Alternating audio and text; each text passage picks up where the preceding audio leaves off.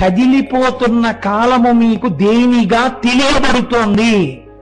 మీ దేహమునకు కలిగేటటువంటి సుఖ దుఃఖముల రూపంలో, మారుతున్న ఋతువుల రూపంలో తెలుస్తోంది.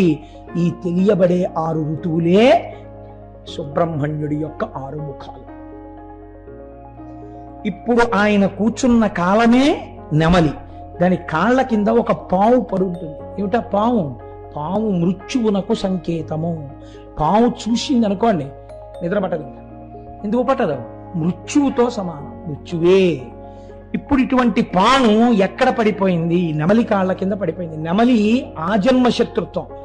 ఎవరిని చంపేస్తుంది? పావును చంపేస్తుంది. అంటే కాలమునందు పుట్టి కాలమునందు నశించిపోకుండా కాలాతీతమైన స్థితిని, మోక్షాన్ని పొందాలంటే నెమలి మీద కూర్చున్న వాడి పాదాలు పట్టుకోవాలి.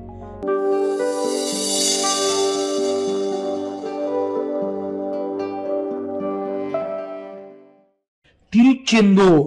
ఈ తిరుచెందూరులో ఆశ్చర్యకరమైనటువంటి సంఘటన ఒకటి జరిగింది. ఈ తిరుచెందూర్ క్షేత్రంలో సముద్రపుటొడ్డున కొండ మీద సుబ్రహ్మణ్యేశ్వర స్వామి వెలిసి ఉన్నారు. అబ్బో, ఏమి విభూత్యాభిషేకం చేస్తారో చెప్పలేను. అక్కడ అంత విభూత్యాభిషేకం చేయడం వెనకాతల కూడా ఒక రహస్యం ఉంది. ఈ క్షేత్రం సముద్రము పక్కన ఉన్నటువంటి కొండ మీద ఉండడంలో ఆదిశంకరాచార్యుల వారు ఒకసారి దర్శనానికి వెళ్ళారు ఈ క్షేత్రానికి. సుబ్రహ్మణ్య తత్వాన్నంతటినీ ఆవిష్కరించారు ఆయన ఆ వెళ్ళినప్పుడే. ఈయన లోపలికి వెళ్ళి సుబ్రహ్మణ్యేశ్వర స్వామి వారి యొక్క దర్శనం చేయలేదు, ఇంకా చెయ్యకుండా బయట కూర్చున్నారు. ఇది నిజంగానండి ప్రతి ఇంట్లోనూ చదవవలసినటువంటి స్తోత్రం. ఎందుకని నేను ఈ మాట చెప్తున్నానో తెలుసా అండి? మనని, మన వంశాన్ని వెన్నంటి వేధించేసే పాపాలు కొన్ని ఉన్నాయి. అలాంటి పాపాలలో ఒక పాపం నాగదోషం. ఇలాంటివి జరగకుండా రక్షణ కలగాలంటే ఒక్కొక్క చోట మీరు చెయ్యక్కర్లేదు ఆ దోషం. వంశంలో ఎక్కడో జరుగుతుంది ఒక పెద్ద పొరపాటు. ఆ పొరపాటుకి, అంత పెద్ద తప్పుకి శిక్ష ఏం వేస్తారంటే కుష్ఠరోగం ఇస్తారు. అది వంశానుగతంగా వచ్చేస్తుంది. వచ్చేసి వాళ్ళ వంశంలో కుష్ఠరోగం ఉందండి అని పిల్లనివ్వడానికి కూడా భయపడతారు. ఒక్కొక్కరింట్లో మూర్ఛ వ్యాధి ఉంటుంది. ఆ మూర్ఛ వంశానుగతంగా వచ్చేస్తుంది. కొంతమందికి చూడండి చెప్తుంటారు, ఆస్తమా అండి మాకు తాతగారికి ఉంది, తండ్రి గారికి ఉంది, నాకుంది అంటారు. ఇది ఊపిరితిత్తుల సంబంధం. నేను ఎవరిని తక్కువ చేసి మాట్లాడటలేదు. ఒక్కొక్కరికి బిడ్డలు కలగరు, ఒక్కొక్కరికి బిడ్డలు కలుగుతారు, కానీ తల్లిదండ్రుల ముందే ఆ బిడ్డలు వెళ్ళిపోతారు. కొంతమందికి అంగవైకల్యంతో ఉన్న పిల్లలు కలుగుతారు.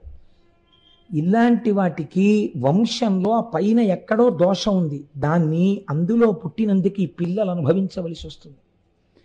కాబట్టి ఇప్పుడు ఈ పాపం క్షయం కావాలి. అటువంటి పాపాలని క్షయం చెయ్యడానికి సుబ్రహ్మణ్య శక్తి ఎంత గొప్పదో చెప్పారు శంకరాచార్యులు వారు ఆ క్షేత్రంలోనే కూర్చొని. అక్కడ ఒక ఆశ్చర్యకరమైన సంఘటన జరిగింది తిరుచెందూరులో. ఏమిటో తెలుసా అండి ఆ సంఘటన? మహానుభావులు శంకర భగవత్పాదులు అక్కడ కూర్చుని సుబ్రహ్మణ్య భుజంగం చేశారు. అయితే యథార్థానికి నేను ఈ సుబ్రహ్మణ్య భుజంగ స్తోత్రానికి వ్యాఖ్యానం చేయవలసిన పరిస్థితిని, అటువంటి అనుగ్రహాన్ని సుబ్రహ్మణ్యుడు కటాక్షిస్తే నేను కనీసం ఇంకొక 10 రోజులు సుబ్రహ్మణ్యుడి గురించి చెప్పవలసి వస్తుంది.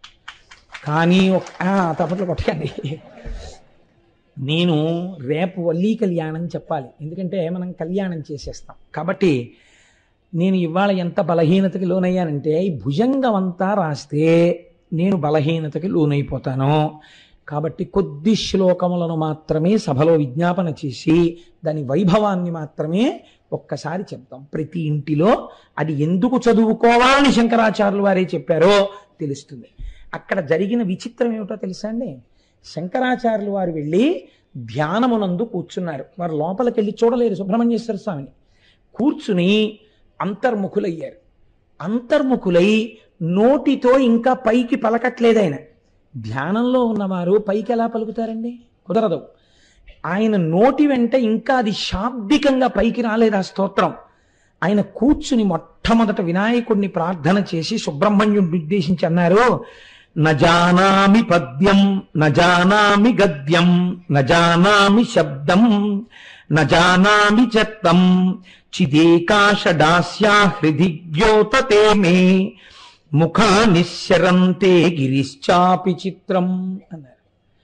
స్వామి, నేను నిన్ను చూడ్డం కోసమని లోపలికి వచ్చాను దర్శనానికి. కానీ వచ్చిన తర్వాత నాకు అనిపించింది లోపల చూసేది ఇక్కడ చూసేది. ఆయనకి గుహ అని ఒక నామం కదా. నీ హృదయ గుహయందున్నవాడు కదా, నీ హృదయ గుహయందు చూడడం మాని అక్కడ చూస్తానంటున్నావి. ఇక్కడ కూర్చుని ప్రయత్నించనిపించింది. నేను కూర్చున్నాను. కానీ నీ గురించి 4 ముక్కలు తలుచుకుందాం, చెప్పుకుందాం అంటే నజానామి పద్యం, నాకు పద్యం చెప్పడం రాదు. మీరు ఒకటి ఆలోచించండి. నజానామి అండంలో నాకు రాదు. ఇప్పుడు నిజంగా ఈ మాట శంకరాచార్యులు వారు అనొచ్చా? ఇటువంటి మహానుభావుడండి శంకర భగవత్పాదులంటే. ఆయన నోటిలోంచి వచ్చిన సంస్కృతం కొత్త అందాలు సంతరించుకుంది. అంతటి మహాపురుషుడు శంకరులంటే. శంకరులు ఎప్పుడు చెప్పినా ఇలాగే చెప్తారు. ఎందుకు చెప్తారో తెలుసా అండి? ఇది గురువు యొక్క కారుణ్యము. ఇది జగద్గురువుల కారుణ్యం అంటే.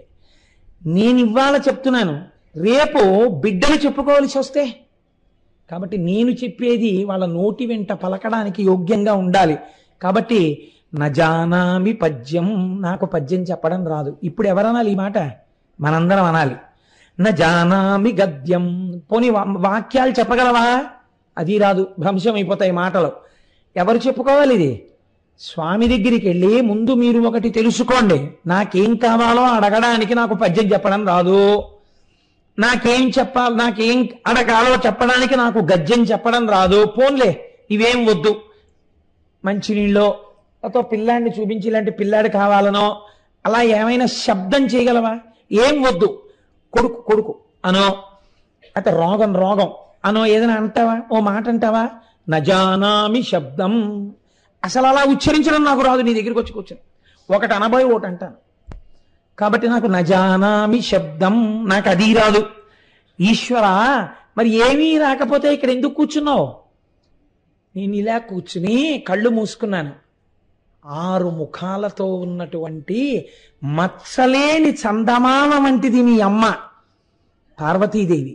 మీ అమ్మ సౌందర్యాన్ని పుణికి పుచ్చుకుని 100 చంద్రులు మత్సలేని వాళ్ళు 6 ముఖాలతో ప్రకాశిస్తే ఎలా ఉంటుందో అటువంటి రూపము నాకు ఇక్కడ కనపడింది. ఆ షడాస్య, ఆ 6 ముఖాలు ఇక్కడ చూసేటప్పటికీ నేను కాదు పలుకుతున్నవాడిని. నజానామి పద్యం, నాకు రాదు. నాకు తెలియకుండా నా నోటి వెంట భుజంగ స్తోత్రం బయటికి వస్తోంది. ఈ భుజంగం చాలా కష్టం రచన చేయడం. అటువంటి భుజంగం పైకి వస్తోంది. ఇప్పుడు ఇది ఎవరికి పలుకుతున్నట్టు? నువ్వు పలుకుతున్నట్టు. ఇది నువ్వు పలుకుతున్న నీ స్తోత్రం. నేను నిమిత్తమయ్యాను. నన్ను పనిముట్టు చేసుకుని నువ్వు లోకానికి ఏదో చెప్పాలనుకుంటున్నావు. కాబట్టి ఈశ్వర, నీ దర్శనము నాకు ఇచ్చి నా చేత నువ్వు పలికిస్తున్నావు. ఇది శంకరాచార్యుల వారి వినయం. సౌందర్యలహరిలో కూడా ఇలాగే మాట్లాడతారు ఆయన.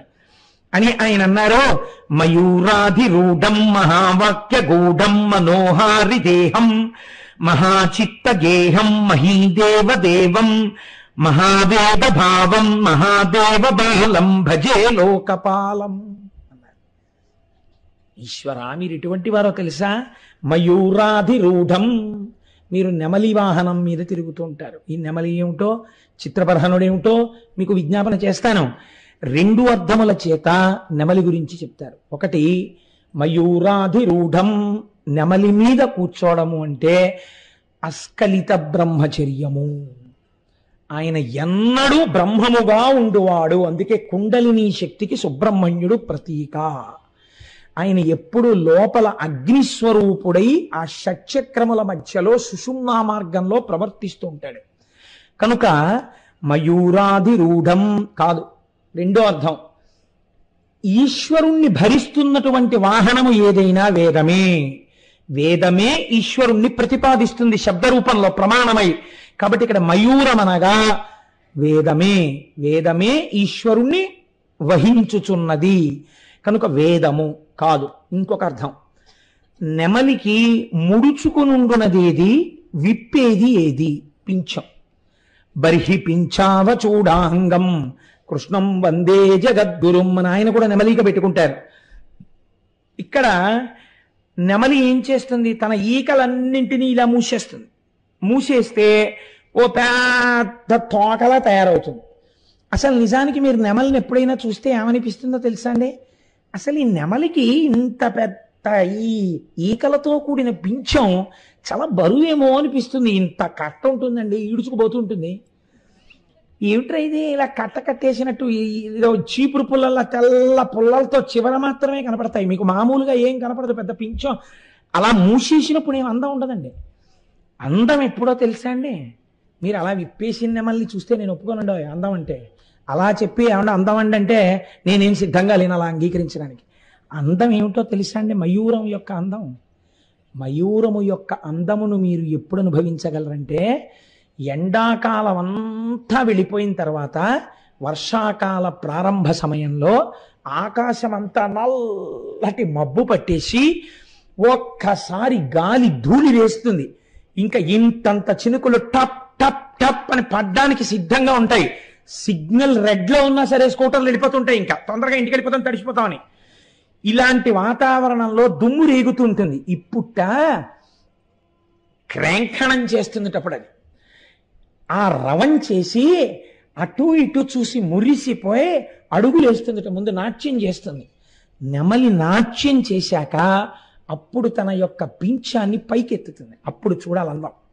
అది గభాలన విప్పదు, ఇలా ఉన్నటువంటి ఈ తోకని ఇలా పైకెత్తుతుంది ముందు.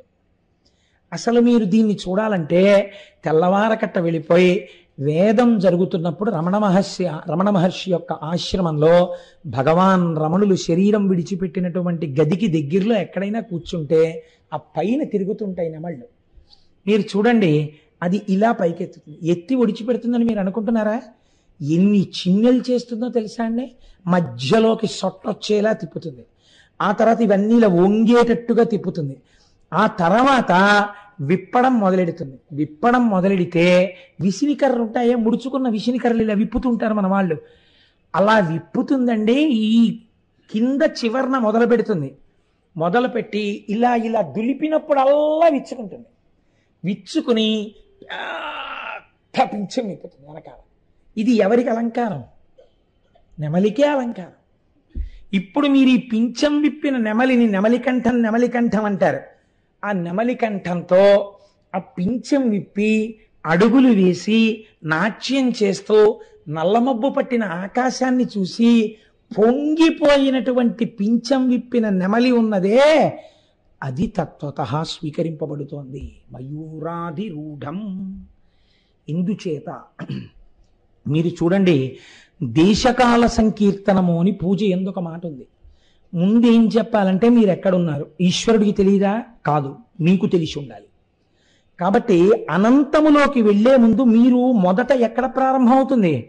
నేనేముంది స్వామి, ఇంత పెద్ద శ్రీ మహావిష్ణోరాజ్ఞ ప్రవర్తమానస్యాద్య బ్రహ్మణ ద్వితీయ పరార్ధే శ్వేతవరాహ కల్పే వైవస్వతమన్వంతరే కలియుగే ప్రథమ పాదే జంబూద్వీపే భరతవర్షే భరతఖండే మేరోః దక్షిణ దిగ్భాగే శ్రీశైలస్య ఈశాన్య దిగ్భాగే గంగా గోదావర్యోః మధ్యప్రదేశే స్వగృహే సమస్త దేవతా బ్రాహ్మణ హరిహర సన్నిధౌ అస్మిన్ వర్తమాన వ్యవహారిక చాంద్రమానేన, నా సొంత ఇంట్లో ఉన్నాను, గంగా గోదావరి మధ్యలో ఉన్నాను, ఇన్ని చెప్పి ఎక్కడున్నారో చెప్పి ఇప్పుడు పూజ ఎప్పుడు చేస్తున్నారో కాలం చెప్తారు.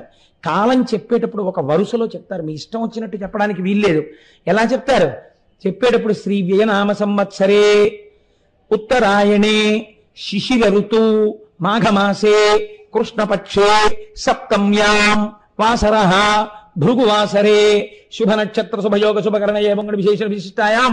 ఇప్పుడు నక్షత్రం, కరణం, యోగం ఇవన్నీ చెప్తారు, లేకపోతే లేదు శుభ శబ్దం వేసేస్తారు. 6గా 7 విడదీస్తారు. ఎలా? ముందు సంవత్సరంగా చెప్తారు. వ్యయనామ సంవత్సరే. వ్యయనామ సంవత్సరం ఎన్నింటితో కలిస్తే కూడిక? 2 ఆయనములు కలిస్తే. ఏమిటి ఆయనములు? ఉత్తరాయణము, దక్షిణాయనము. ఈ ఉత్తరాయణంలో మళ్ళీ ఎన్ని నెలలు ఉన్నాయి? 12 నెలలు ఉన్నాయి. 12 నెలలలో ప్రతి నెలలోనూ ఒక్కొక్క సగం సగం ఏమిటి? శుక్లపక్షం, కృష్ణపక్షం. మళ్ళీ శుక్లపక్షం, కృష్ణపక్షంలో ఒకే తిథులు మారుతాయి. మారిన రోజుకొక పేరుంది. ఆ పేరు రోజుకున్నటువంటి పేరు చెప్తారు. ఇప్పుడు మీరు ఉన్నటువంటి క్షణం ఏది ఉన్నదో అది చిట్ట చివరికి ప్రమాణముగా మీకు కనపడేది కంటికి ఎదురుగుండా ఏది? సంవత్సరముగా ప్రారంభమవుతుంది కదండి. వ్యయనామ సంవత్సరే ఒక పేరుతో ఒక సంవత్సరం. ఇప్పుడు అది తర్వాత ఎన్ని చిన్నెలు పొందింది? మారి ఉత్తరాయణం దక్షిణాయనం అయిపోయింది, కృష్ణపక్షం శుక్లపక్షం అయిపోయింది, నెలలు అయిపోయింది, నెలలలో మళ్ళీ పక్షాలు అయిపోయింది, పక్షాల్లోంచి తిథులు అయిపోయింది, తిథుల్లోంచి వారం వచ్చేసింది, వారంలో బలానా, కరణంలో బలానా, సమయంలో బలానా, యోగంలో నేను ఈ పూజ చేయించున్నాను అయిపోయింది. ఇదంతా కలిపి కట్టకడితే ఏమిటి? కాలమే. విప్పితే ఏమిటి? రకరకాలైన పరిధులు వచ్చాయి. అదే నెమలి యొక్క పింఛము. ఇప్పుడు ఈ నెమలి ఇలా విప్పితే ఈ కాలము మీకు బాగా దేని వలన తెలుస్తూ ఉంటుంది? 6 ఋతువుల వలన తెలుస్తూ ఉంటుంది. మీరు చూడండి, ఇప్పుడు ఉదాహరణకి వసంత ఋతువు వచ్చింది అనుకోండి. అబ్బా, వసంత ఋతువు వచ్చేసింది, వైశాఖ మాసం వస్తుంది, శంకరాచార్యుల వారి యొక్క జయంతి వస్తుంది అని మనం పొంగిపోతాం. వసంత ఋతువులో లోకమంతా చాలా హాయిగా ఉంటుందని ప్రసిద్ధి. ఇప్పుడు అలా ఉండట్లేదు అనుకోండి. వసంత ఋతువు తర్వాత గ్రీష్మ ఋతువు, హోరెత్తిపోతాయి ఎండలు. గ్రీష్మ ఋతువు దాటింది అనుకోండి, అమ్మ బాబోయ్ ఏమిటో ఈ ఎండలు, ఏమిటో ఈ ఎండలు, ఏమిటో ఈ ఎండలని. ఎప్పుడు వెళ్ళిపోతుందో గ్రీష్మ ఋతువు, ఎప్పుడు వెళ్ళిపోతుందో గ్రీష్మ ఋతువు. గ్రీష్మ ఋతువు ఎప్పుడు వెళ్ళిపోతుంది? ఆ నెలలు వెళ్ళాలి, ఆ పక్షాలు వెళ్ళాలి. ఇప్పుడు గ్రీష్మ ఋతువు వెళ్ళిపోయింది, ఏమిటి వస్తుంది? వర్ష ఋతువు. వర్షాలు పడతాయి. వర్ష ఋతువు అయిపోయిన తర్వాత ఏమొస్తుంది? మళ్ళీ అక్కడ హేమంత ఋతువు వస్తుంది, శరదృతువు వస్తుంది. శరదృతువు వస్తే పండు వెన్నెల కాస్తుంది. మళ్ళీ మనందరం ఇక్కడ కూర్చుని అమ్మవారిని అక్కడ కూర్చోబెట్టి పూజలు మొదలు పెడతాం. శరదృతువు అయిపోతుంది, హేమంత ఋతువు వస్తుంది. హేమంత ఋతువు వచ్చేటప్పటికి విశేషమైనటువంటి మంచు పడుతూ ఉంటుంది. ఆర్ద్ర నక్షత్రంలో శివాభిషేకాలు చెయ్యాలి అని శాస్త్రం. తిరువెంబావై చదువుతూ, సరే తిరుప్పావై చేస్తుంటాం అనుకోండి. కాబట్టి ఇప్పుడు ఈ హేమంత ఋతువు నడుస్తోంది. హేమంత ఋతువు అయిపోయిన తర్వాత ఏమొస్తుంది? శిశిర ఋతువు వస్తుంది. చెట్లు ఆకులు రాల్చేస్తాయి. ఈ శిశిర ఋతువు అయిపోతే మళ్ళీ వసంత ఋతువు వస్తుంది. కదిలిపోతున్న కాలము మీకు దేనిగా తెలియబడుతోంది? మీ దేహమునకు కలిగేటటువంటి సుఖ దుఃఖముల రూపంలో, మారుతున్న ఋతువుల రూపంలో తెలుస్తోంది. ఈ తెలియబడే 6 ఋతువులే సుబ్రహ్మణ్యుడి యొక్క 6 ముఖాలు.